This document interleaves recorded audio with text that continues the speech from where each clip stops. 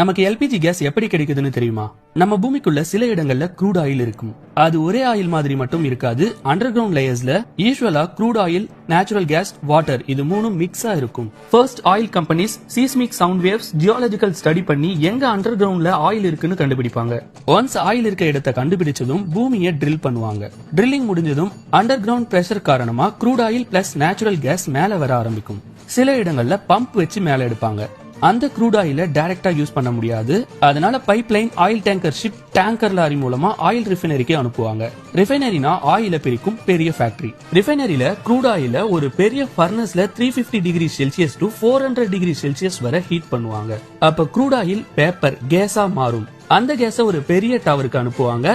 இந்த ப்ராசஸ்க்கு பெயர் fractional distillation. இந்த டவர்ல டெம்பரேச்சர் டிஃபரெண்டா இருக்கும். மேல கூலா, கீழ ஹீட்டா. இதனால க்ரூட் ஆயில்ல டவர் உள்ள டிஃபரெண்ட் ஃபியூல்ஸ் லேயரா பிரியும். மேல ஃபர்ஸ்ட் லிக்விஃபைடு பெட்ரோலியம் கேஸ் கிடைக்கும். Second petrol. தேர்ட் நாப்தா, அதாவது பிளாஸ்டிக், கெமிக்கல், ரப்பர்னு முக்கிய ரா மெட்டீரியல் இதுல இருந்து தான் தயாரிக்கப்படுது. Fourth kerosene. Fifth diesel. 6 heavy oil, அதாவது கப்பல்கள், பவர் பிளான்ட்ஸ்ல ஹீட்டிங்க்கு இந்த ஹெவி ஆயில யூஸ் பண்ணுவாங்க. 7 லூப்ரிகேட்டிங் ஆயில், இதுல இருந்து தான் இன்ஜின் ஆயில், கிரீஸ்லாம் தயாரிப்பாங்க.